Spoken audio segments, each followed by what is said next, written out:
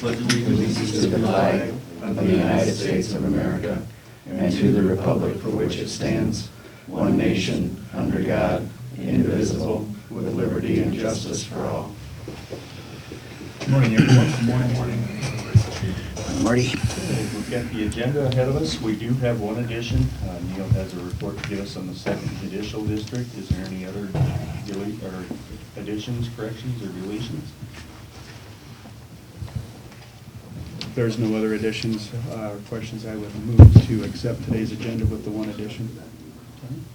Got a motion? I'll second that. Got a motion and a second. Any other discussion? If there is none, call for the vote. All in favor, say aye. Aye. All opposed, same sign. Motion carries. Okay, with that, we'll go down to approval of the minutes. On the minutes, on Region 12, it reads that the request for $2,500 explains that we're going to pay it fiscal year 17 out of the local option sales tax fund. I would like to add to the minutes that that is contingent upon getting the grant. That was, I believe that was the understanding. Is that, if that's the feeling of the board, I would like that added on, because when they made the request, it was contingent upon the CAT grant. And the way the minutes read is we're just going to give the money. So I would like to make that amendment, or correction to the minutes, or whatever. The rest of the minutes look really good. With that change, I would move to approve the minutes. Motion on the floor. We need a second. I'll second it. Okay, motion and second to approve the minutes with the amendment with the contingent upon the CAT grant with Region 12 on the merchant's part. Any other discussion? No, we'll call for the vote. All in favor, say aye. Aye. Aye. All opposed, same sign. Motion carries. Okay, we'll start out with the first item of business today, and that's the receipt of the fiscal 16 Veterans Allocations Fund. Louis and Ann. Good morning, gentlemen. Good morning. Courtney. Morning. How are you? There, I guess we're finished, right? Yeah. I got a few things to talk about. That's the state allocation check report for 2014 year was submitted and accepted. Continuous education hours were met. State requires 16 hours. I had 40 for that year. Spend that money on approved expenditures by the state, mostly for outreach, office, pay for office supplies. We paid for some salary out of that last year, so that report was approved, so hence we got the $10,000 for the next calendar year. I have, we'll start, maybe just hand them around.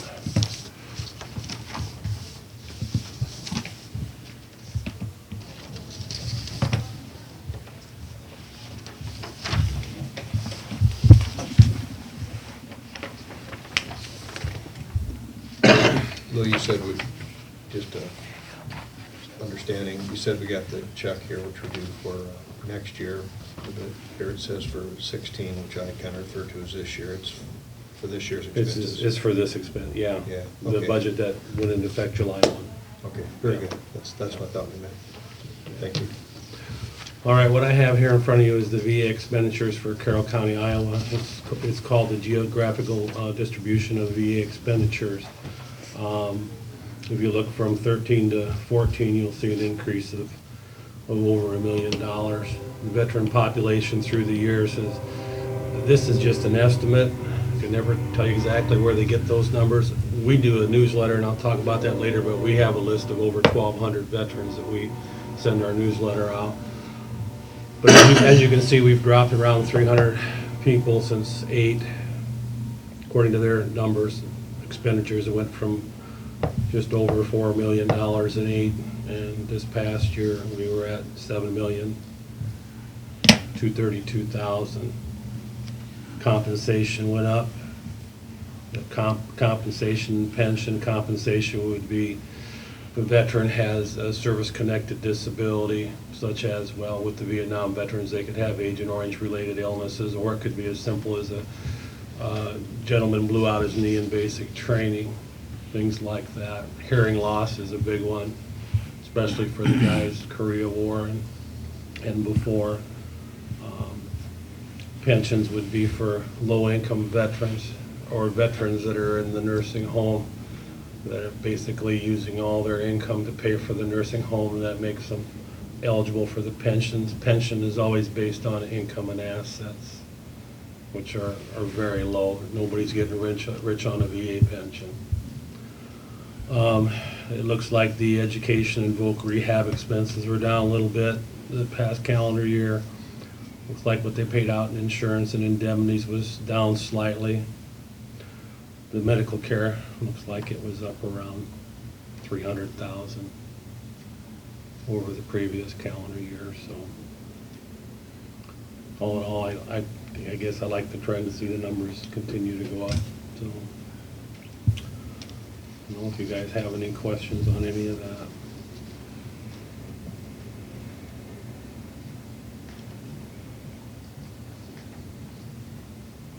Just trying to understand the total unique patients, 624. No, there's an asterisk by that. That's for medical only. Yeah. And those would be, I believe, people that are probably, like it says here, TRICARE is a healthcare program that retired veterans get, and their spouses after the veteran passes. And the CHAMP VA is also, it's private health care, but it's VA sponsored for basically widows that are in receipt of dependent indemnity compensation. For example, if a Vietnam veteran dies of his service-connected Agent Orange disease, then that widow becomes eligible for dependent indemnity compensation, which is a monetary amount, plus they get what they call the CHAMP VA health care for the remainder of their life also. So that 624 unique patients would be in that category of people that are not actually veterans but receive health care through the VA. So, see if I understand this correctly, that 3,164,000 went to 624 people. No, this, the total unique patients is medical only. That's only includes non-veterans. So there are more than 624 Carroll County veterans receiving health care at the VA health clinic. And this would include visits to Omaha and Des Moines, any health care in the VA healthcare system, not only Carroll. Once again, there are people out there that do receive veterans medical insurance that are not veterans. Yeah. Thank you, Lee. The 1511 would be the Carroll County veterans. That's their estimate of the veteran population. No one can ever answer where they get that number from. So, like I said, we put a list together a few years ago. What we did is we grabbed the American Legion list, and of course we took the tax rolls, people that were receiving the tax break for being a veteran on their property taxes, and with that and the additionals that have come into my office and said they weren't receiving a letter, our number's up around 1,200, and we know we're not hitting them all. So. Another example of who these 624 people are is, for instance, I have a veteran who's in a nursing home, and his wife comes to see me occasionally, but it's in regards to his care at the nursing home. So she's counted in that, but she's not a veteran. But it's in support of the health of the veteran. So. Thank you.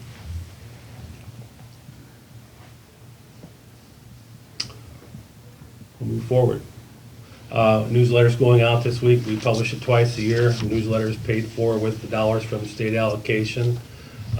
The newsletter is always very well received by all the veterans. We like to put a few tidbits in there about changes in VA healthcare and or benefits. And in the past newsletter, we put a story about the bridge of dedication down and try to do a few local things, make it interesting. Eileen plays a huge role in putting that together, my assistant. So, like I said, it's well received, and that should be going out in the mail if it hasn't gone out in the mail already this week. I don't know if any of you guys have seen the Friday's paper. They did another story on the Brushy Creek Honor Flight. We had 10 veterans that went in September this year. There was also a flight in May. All those dollars that are spent to send those veterans were raised primarily last year up in Mount Carmel, where almost $30,000 was raised. It cost $600 to send the veteran on that flight, and that comes out of the pool of money that Brushy Creek out of Fort Dodge has. So that was enough for around 50 veterans. We still got plenty. If you guys know of any veterans, Korea and/or World War II, get them into my office. We'll get them signed up. They're planning on doing a flight again in May. I know I've seen on TV the last week or so that Story County was maybe going out for their last one. And, right now, Brushy Creek is still planning on going. So if you know of any veterans that fall into that category, get into my office so we can get them signed up. Another thing I have here, if you guys know of any veterans that served in the Southwest Asia, and what they mean by that is not Vietnam, but they mean like in Kuwait and Iraq, and that area back in the 1990 through 98 time frame. Let them know that they're an automatic entry into the VA healthcare system now, kind of like the Agent Orange in Vietnam with all the airborne hazards they had in that first group of guys that went into the Gulf War. Now they've allowing these guys to go into the VA healthcare system without making any financial requirements. Other people that get in automatically are prisoners of war if you're a Purple Heart recipient or Agent Orange exposure. Also in this last year, the VA has dropped the assets requirement for eligibility in the VA healthcare system. You used to always have to report your income and your assets, and if your assets were usually above $250,000 to $400,000, they'd figure you had enough and you weren't going to get in. Now all they do is base it on your yearly income, so there should be an opportunity for some veterans that have not been able to get into in the past, and of course we've disseminated this information in our newsletter also. So you just see a pretty good uptick after each newsletter goes out of people coming in. So that's about all I have. If you have any questions? I appreciate your report here. Really, thank you.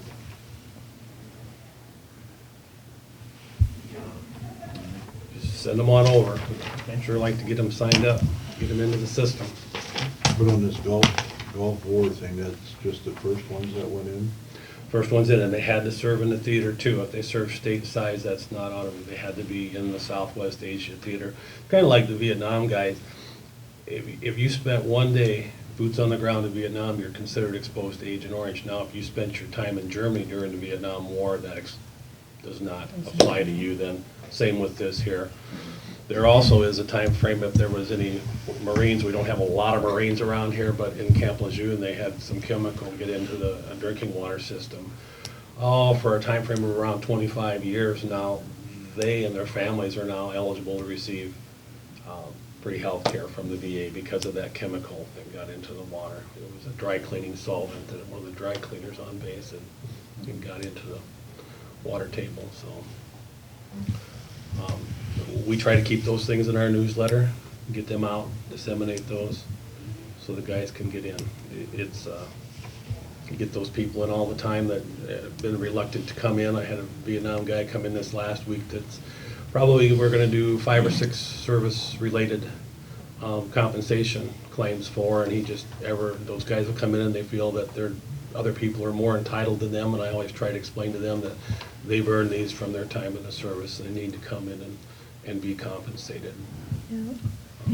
They made the call, and they came to serve, and it was so easy to look the other direction for a lot of people, and they should come in and take advantage of their benefits. And the other thing is there's quite a number of Vietnam veterans that don't access services because they felt like when they got back from Vietnam they were shunned, and so they have an even harder time coming in and asking for help. So the sad part about that is we have numbers of people that have severe PTSD and haven't received treatment for it because of that reason they don't come in.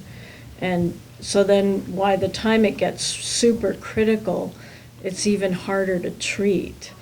So even if someone suffers a traumatic experience and it's not war-related and it's not caused by the military, or if you've never been in the military, if you've had a traumatic event, it's really important to get access to services, because the longer you wait, the worse it gets. And so that's my public service announcement for today. Thank you. For your mental health and well-being. So I have, Okay, thanks. Thank you. Thank you. Thanks, Ann. I'll go let Marilyn know. She's right here. She's right here. Turn around. Oh, I didn't even see it. Okay. Never mind. That's my dumb one for today. Just being efficient. I guess. I just delivered a deed. Good morning. Louis can make you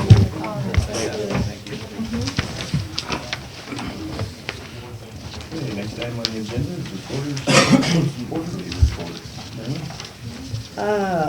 Well, the numbers are better than they were a year ago, which is nice.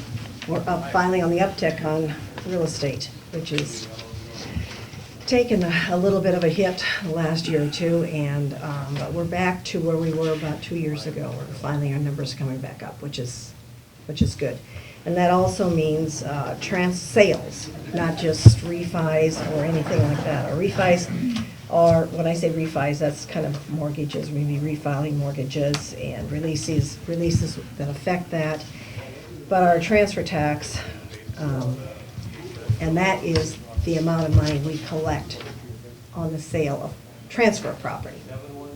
So that's a good number. So basically, we're up at about everything, just almost 4,000. And that's a lot of transfers when you talk about pieces of paper. And same thing with the state. We sent the state, probably just a couple of thousand extra this year, But it's up. It's not flat like we were there for a while. And that's about it. We're back in, right now we're just doing our renewals for the ATV, snows, ORV period. That starts right now, and that will go till January 1. We'll send out notices probably in the next week or two. We usually don't, when the weather's like this and everybody's out being busy, we don't see too many people coming in and wanting to do their ATVs and, ORVs and things like that. But once that's done and it starts getting a little chilly and they're out using them, and it's been nice, with the we still get lots of questions with the Carroll County being able to, the road ordinance that was passed, ORVs, and we've had a nice increase in renewals, it's a twofold. They're they're licensed to ride. Also, they get them registered once, so they're in the system. So if they trade them or they decide to do something different, it's much simpler with the paper trail. Much easier to, if somebody else, they sell it to somebody and or even with law enforcement. Once in a while, law enforcement will find one that's kind of been maybe taken from someplace and left someplace else. And once in a while, law enforcement will call us and say, we've got this, do you know whose it is? And if it's registered, it's so simple. And if it's not, they have a little bit more work to do. But it's not impossible. So we just had a good quarter. So you have noticed an increase in activity about people asking about the ordinance, but not so much in terms of registrations? Not a marked increase in registration? Yeah. Oh, We okay. have had increases. New registrations? Older, no. What I'm saying is, yes, the new ones, they're coming in registering where they might not because they're going to use it for farm use. So they might, not register it. But if they want to go other than farm to farm and they want to expand their territory, they are registering them now. And some of the ones we've had in the system, or haven't had in the system, maybe they've owned for almost 10 years, now they're registered. And which is a good thing, because it's just down the road. It's like anything. If you don't keep it up to date, it can be a little harder to, the paperwork we require is the same, but sometimes it's like, well, I can't find that anymore. And it's just a little more challenging, and because we don't know if it's ever been registered anywhere, and we run that VIN number before we will register anything. And we have an affidavit. If it's never been registered, the affidavit, they go down to the sheriff's office, or they go to Dan Pauly with the DNR officer to make sure that it's run nationwide, that VIN number is run nationwide, not just statewide. Because we don't know. Because once in a while, we're getting things off of the internet, where they bought it from here and there, and it's like, we want that VIN number run. Do you feel our local dealers are up to speed or well-versed on? Oh, yeah. advantages Oh, of yeah. this? Oh, yeah. Yeah. And most of them are right on target with getting things registered. Good.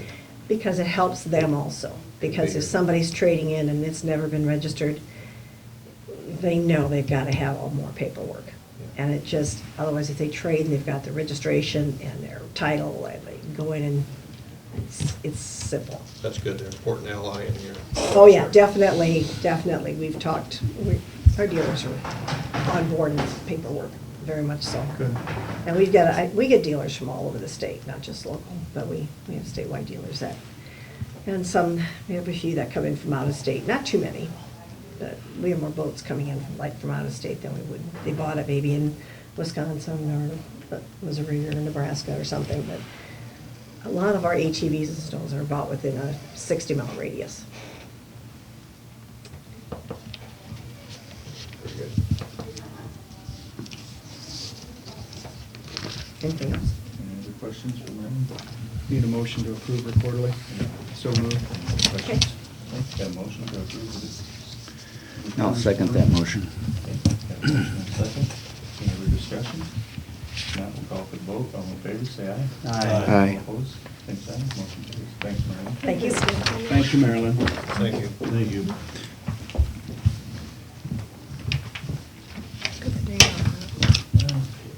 With that, we'll go down, next item on the agenda is to approve the payables. Look at those.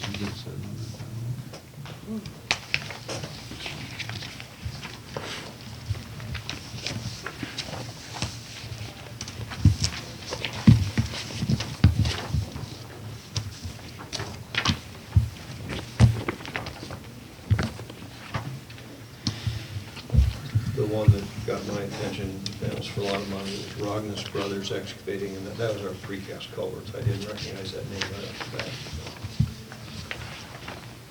That's for those precast culverts.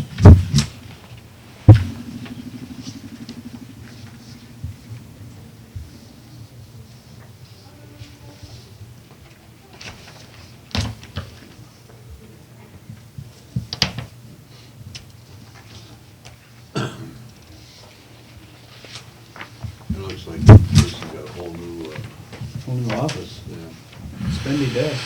yeah. Well, there's desk and some other stuff, but it wasn't just a desk, I did look. And he had it budgeted. And the bowl constrictor wasn't too expensive. You see it? I would think there'd be some people that pay you to come and get one.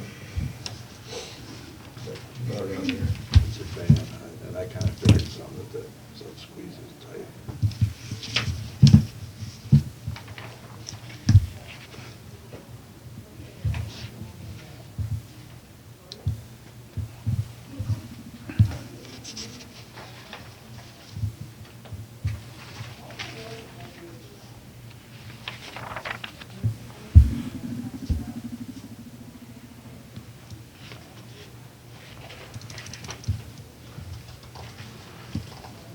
Well, we've had some pretty low reports. This is not one of them. No. Secondary mostly. Mhm. Yes. Conservation and construction season.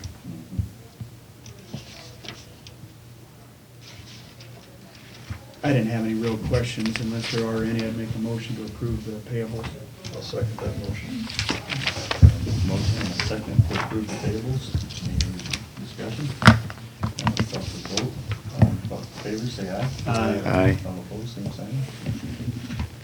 Well, we got a little bit of time between our conference calls. It's at 10:05, so I guess we'll get on the committee reports and see what it's like. Or no, you want to do second judicial? This isn't actually, well, it is a report. Annually, we get the annual report for the Second Judicial District, and according to code, section 905.4, they're required to file it with the Board of Supervisors in each county in the district. So I just wanted to add it to the agenda to confirm that it's been provided to the auditor and put on file as required by law. And as far as the report goes, you can all look at it, and I've got another copy here. It was, everything is fine financially and everything else. We're going to have a tough go of it this coming year because the amount of money we get has remained the same, but the cost of doing business has increased. So, I just moved to acknowledge that we've received the annual report from the Second Judicial District. Go ahead. All second. Okay. Motion and a second to accept receipt of the Second Judicial District report. Any other discussion? Now we'll call for the vote. All in favor, say aye. Aye. Aye. All opposed, same sign. Motion carries. Now we'll go to committee reports. You want to start off, Neil? Sure. First, I mentioned that on Wednesday, the meeting in Fort Dodge and the Cadillac tax is happening. I'll be going, and Dean is going, so if any of you have any questions that you want us to ask or whatever, just let us know before Wednesday morning when we get to that meeting. Had a meeting at the Region 12 Council of Governments, and Dean was also there, and Marty's on the executive board, so I won't spend a lot of time on it. One thing that was of interest was when they gave the transit report, they talked about Medicaid modernization, and Western Iowa Transit had only been they want to contract with the MCOs for transportation for people on Medicaid, and as of that point, they'd only been contacted by one of the MCOs, and that was, Tom wasn't sure, but he thought it was the same one that we were American Caritas, and they were waiting to hear everything else, and they're telling them that they're waiting for the state to kind of sign the contracts, things will move fast after that. I heard on the news where those contracts have all been signed, and so I think we're going to see a lot of action here with our case managers as well as a lot of other places. Yeah, the executive director gave his annual report. I don't know, I know they've spent a lot of time with the situation in Denison where there's been a large layoff, and the workforce development and they got a $100,000 grant to set up a system to try to get these people employed. And otherwise, I'll let Dean and Marty finish up any details. And that was my week. Gene? Tuesday, we had CADC, they had the district engineer for a DOT company going over the 5-year and 10-year program, and there is no new major construction projects scheduled for this area. Even the 4-lane, 30, Glidden Carroll's not in there. He did read a report that it was recommended to the board of the DOT that there's no more need for additional 4-lane, which is written by Mr. Scandino. So it was kind of disgusting that they look at it as very low priority. So it's going to be a struggle to get it done, and we know that, and I think it's going to be a long time. But most of their work is going to be strictly maintaining what they've got now, and the 20 project has gotten funding to finish that. And I know Mr. Cross was kind of upset with the fact that after as much as the Highway 30 Coalition was in favor of or working for the gas tax, that as soon as that they signed the 20, that there was no more need for any more 4-lane. So he was very, very upset about that. And then on Wednesday, I was over at May at the house barn. Debbie Durham was there, and they were just going through their program and trying to figure out different things that can help them get part of their programs at the house barn. Then I've spent the day with them till noon. I think later on today they went uptown, and there was an article in the Herald on that. That was my week. Thanks, Jim. Yeah, I contacted Jason Christensen on the trail, and then he sent me this update. So the highlighted areas are what's completed. He feels that, with the weather being as good as it has been, and it continues to look good, that they shouldn't have any trouble completing it on time.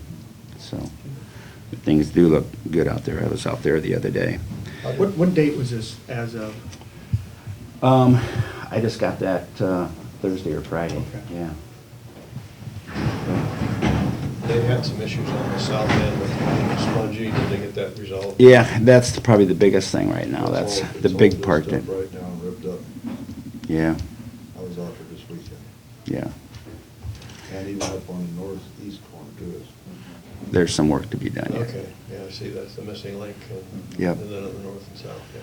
The north, they'll probably get completed fairly quickly, I would think. I'm sure that the south end is going to be a little bit more. That's exactly what I see.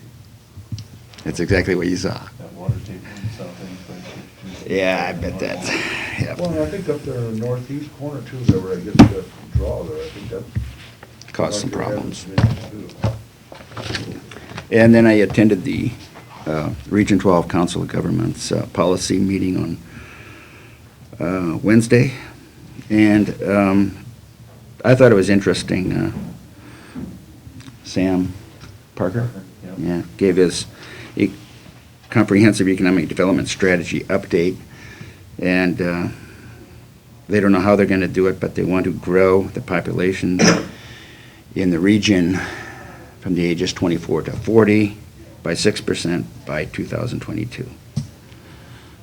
And College-educated people. college-educated people. They have a better chance if they took that out, but all counties have lost population with the exception of Crawford County, which is no surprise, I guess. The other thing is that I drew from the meeting was the increase in transportation requirements, and that just reflects on the aging population and their needs to get around. Other than that, that was my week. We'll be going up to Fort Dodge on Wednesday. Thanks, Dean. Mark? That the little boy shot at. You were this week. To make up for this. Yeah, it's all this week. Pay back for it next week. What's Okay. going on this week? Yeah, thanks, Mark. Thursday evening, had a Region 12 board meeting, had the executive board meeting first off, and first thing we did there is we have renewed our housing line of credit. We have an account with Iowa Savings Bank, and that's basically for our interim financing on our housing projects, and that's about a $500,000 loan that we run through them to get projects started, and then once the money comes in, then we'll pay that loan back. And we also considered a TIP agreement, and this had to do with the city of Manning. They're in the process of putting together the safe routes for school, doing a trail for that, and then a trail along the West Nish River. And so we amended those two with funds on that. Then on the Regional Development Corporation meeting, Lehman gave us kind of an update on the fund performance and the projects that we've got. We've got about 5 or 6 of the projects we work with that are behind on paying up on their loans, so she gave us an update on those. And then we considered a loan application for Sunderman Photography here in Carroll. Jacob Biscus has been running that business for about 2 or 3 years. He is currently over on Adams Street. He's going to be moving over here on Main Street, so we approved the loan for that. He's moving into the old artwork studio here on Main, so we approved the application for that. And then we went into the policy council meeting, and Dean and Neil kind of gave updates on that. One of the things on the executive director's report, Rick gave us kind of an update of some of the things he's working with. He's working with Conservation Board to review their comprehensive plan.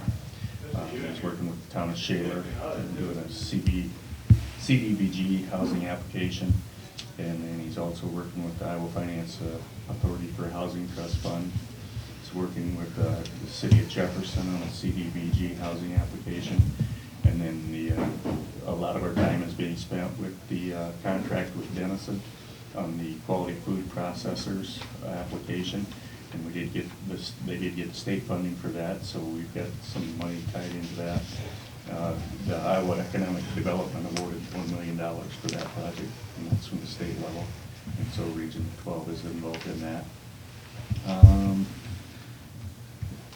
We've got a Denison Housing, we've got a project over there that's been a kind of a thorn in our side for about the last 4 or 5 years. That's going into litigation. And so we'll see where that comes out later on. Chris Whitaker kind of gave an update on what he's doing with local systems. He's working with several cities on the CDBG grants. He's working with Dale, City of Dale for downtown revitalization, Sac City for downtown revitalization, Town of Stewart's also a downtown revitalization project. Green County, he's working with Scranton Manufacturing over in Scranton. And they're working with City of Brigham on the water tower construction. And he's working with Kyron on a sanitary sewer system, and then also there's also a water system improvement. And then he's working on with a bunch of housing projects in Audubon, Carroll, Glidden, Kenora, Ralston, Ricketts, Stewart, so he's keeping fairly busy there. Then Rick Hunziker gave us an update on the workforce director's report. Beth is kind of serving time in Council Bluffs, so she wasn't there. Talked about the Tyson Transition Center over in Denison. They secured $100,000 there to transfer some of those, work with the employees to transfer them over to other jobs and get them started with that. Lisa Smith, we talked a little bit about Lisa Smith and working with the Carroll High Learning Center, and Iowa Works is hosting a career day at Carroll High, so she's working with that. And then Tom Feldman kind of gave us an update on the transit. They're going to have a driver training here the 24th of October in Carroll, and kind of give us an update on that. Did hire a new driver in Audubon County. Tom Madsen is going to be starting up this week in Audubon. We did lose one driver. Mike Kotz was driving for us. He accepted another job, so he resigned. And then I'll just pass this around. This is kind of, he put a summary together of kind of some of the fleet that we have and then the facilities that we serve. So I'll just pass that around in case you take a look at it. And then that was pretty much my week, so that's all I had.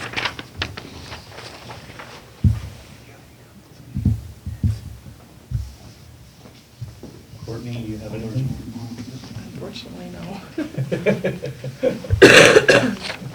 I guess with that, anybody else have anything else, or otherwise we can go into recess because we're Yeah, I have a couple quick questions if you want for a couple minutes. As far as the veterans allocation check, that's from the VA, federal VA, to give you money back that you've already spent?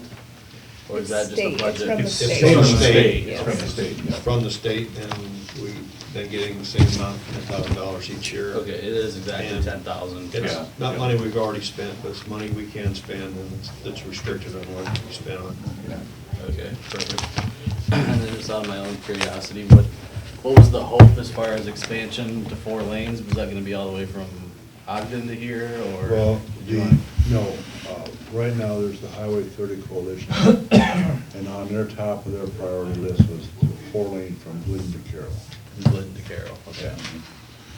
And finally, I can always call over there, but Marty, you know what day the career day at Carroll is? You know what, he didn't put date in there, I don't think. I can call over there, not too Let me double check here.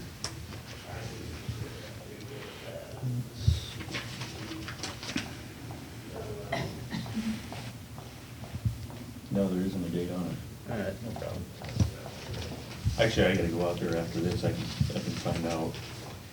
Yeah, if you wanted to shoot me an email, that'd be great. If not, like I said, I can call Rob or whoever, and I'm sure they'll tell me. I got a meeting at 10:30, so I can just go out there anyway and find out for you. So when is our phone conference call? 10 o'clock. Take a short recess. Could we discuss it briefly before they call? Yeah, we can do that. I did just really brief research on this and studied it, and we actually have two different offers. Reminded me of research they do on them kids. They sit them down and they go, do you want a marshmallow now, or do you want to wait a few minutes? We'll bring you 2 marshmallows. It's kind of like that. We can take a marshmallow now, only they got a whole bag of marshmallows if we stay where we're at. Because the money they're offering is peanuts compared to what we're getting now. I mean, offer 1 is $76,000, and the only part that interests me is 50% a new one. And heck, we get that much money in 3 years, you 3 know? years. Yeah. Few years.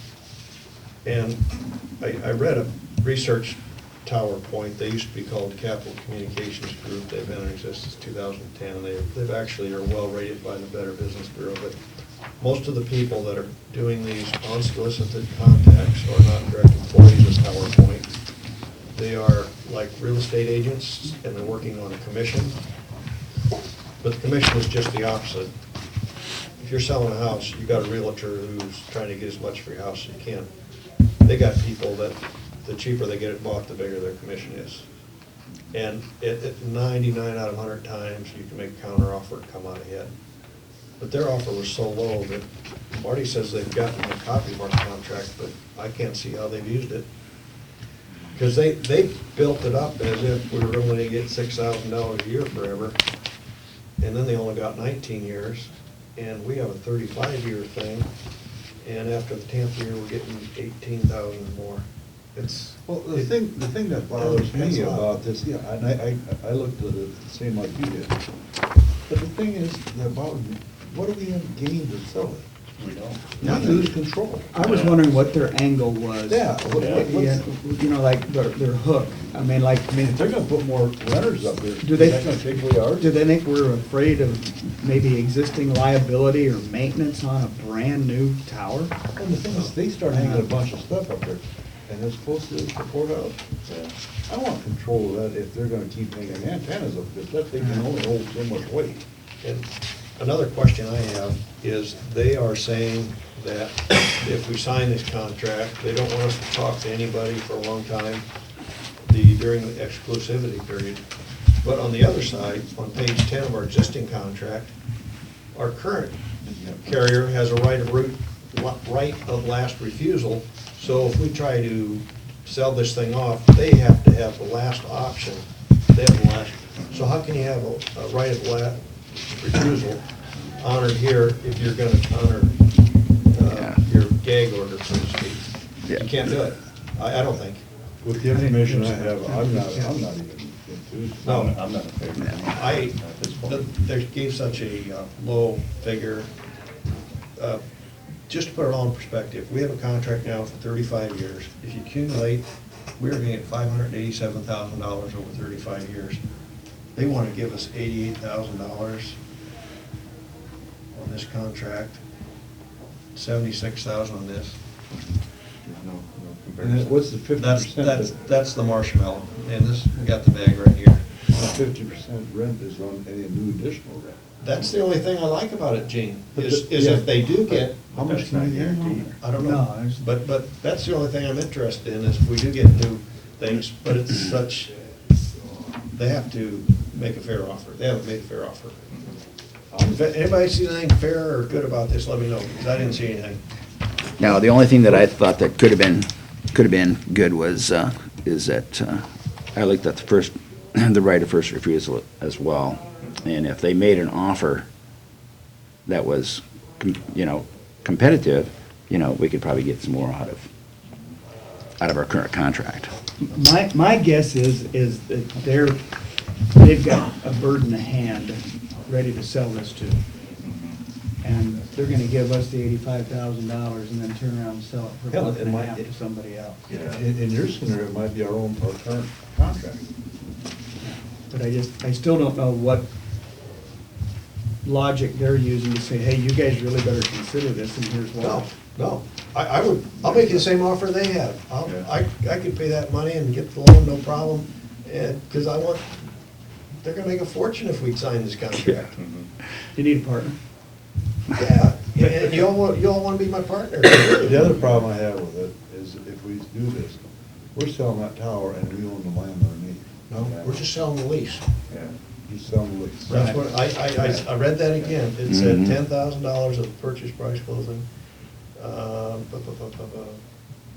To acquire your wireless leases. They aren't buying it. They're buying out a lease. So then we're still responsible for, We still own it. yeah, and we're still responsible for maintenance. Well, I'm saying if we approve it with anybody, they have to agree with all the conditions Right. we made in I here, would say. and all the conditions that they made to us, taking it down, what's over with, insurance, the whole shebang. So, but That'll be their hook, because they're saying that there's no guarantee to our future payments the way it is, which I suppose that's true. That's gonna be their hook, whereas this is gonna be how money. can they guarantee it better than these people? They've been in existence since 2012. Yeah, I mean, they're a good company. They've had no But that's complaints gonna be- against them, I guess. Yeah, it's a But third-party deal. Yeah, It is, they're just brokers. they are. This guy is just a broker. I mean, he's calling 10 minutes, I guess we can talk to him and say it's so bad we don't even want to talk about it. but, Maybe you won't call. Yeah, that's, Yeah. that's You know what I what? was gonna say, probably We won't. talked as many times as we've had this set up, that wouldn't surprise me. Yeah, You know, And then I'd say, then it's, It Yeah. does, and if he doesn't call, it's dead subject. yeah. I was ready to do some really granular research on this, and I didn't get very far, and I thought, why waste my time? We're so far off that I don't even want to. That's, It didn't take long. But doing this, I did learn that there are a number of companies that act as brokers, and they solicit for sale of towers. They do this for a living. Sure. They say, hey, you got a tower, we'll be your broker, and we will find companies like this that will pay you better than what you're getting now. So that was kind of an interesting take. And they would Yeah. love to have this, because they would say, hey, looky, they offered you 80,000, I got it up to 300,000 or 400,000, look how much we made you. They love to have this job, but it's. Yeah, and if, I think isn't that one still out north of town here? Because I don't think they're, yeah. And then they want to make sure that there's a lot of usage on it, because then the value goes up. Yeah. And if there's nothing, Well, my question for them is there something here we missed?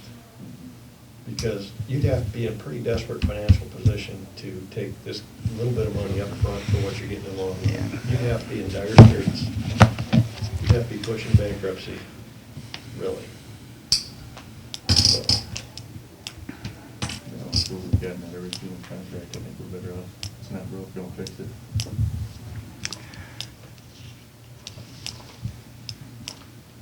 And my first question for them, or two questions is there something big we missed because this is too bad to be true? And secondly is, do you have a current contract? Do you know what the competition is? And I don't think they've read the current contract. Because when I talked, well, started that all off as Tuesday, when I talked to him, he requested a copy of the contract. And I had Courtney forward it to him. And I emailed the whole thing. Yeah, Just this last Tuesday. yeah. And so that's what he wanted Well, to go through that contract and that- put this together. This contract was done on Thursday and Friday, so we Yeah. probably should have had it by then, yeah. Yeah. I was trying to say, though, they had to do this first before they got far off, but Yeah. that's not the case. No, either. you wanted that contract so we could put these two proposals together. Well, the way they do this, they look at your current rent, and then they offer you a flat thing up front to guarantee you the money, Two options. and then you don't get future payments. But I think they only looked at our next 5 or 6 years. They didn't look at The full the term. fact that it's heavy weighted, kind of ballooned on the end, you might say. Okay, we all see it the same way, I think. Does I everybody think- see something different there? I think the one increase. Oh, I see, that because there's installments. Yes. Yeah. That's why, I did see that too, that's the And only then those difference. $4,000 installments only go out for 19 years. Our current contract goes out 35 years. Yeah. They're just paying you more because you're taking over installments. That's, And this company is also an investment company. They know how to make money. That's the thing. Okay. please call it, Ken. Yeah. Should we take a short recess? Okay. I just want to discuss. I'm glad we talked about it, that's kind of where I thought. Yeah, You guys want some coffee? should be.